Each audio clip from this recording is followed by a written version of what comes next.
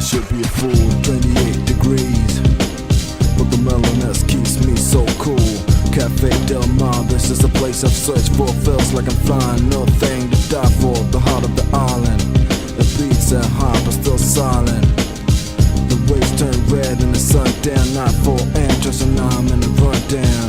Fill up your mouth with a spoon of happiness. The fun of a good time, paradox, sadness breaks the barrier to a dreamland paradise. So close it's hard to understand. Watching the bowls of calabash roll so smoothly, no need of brass.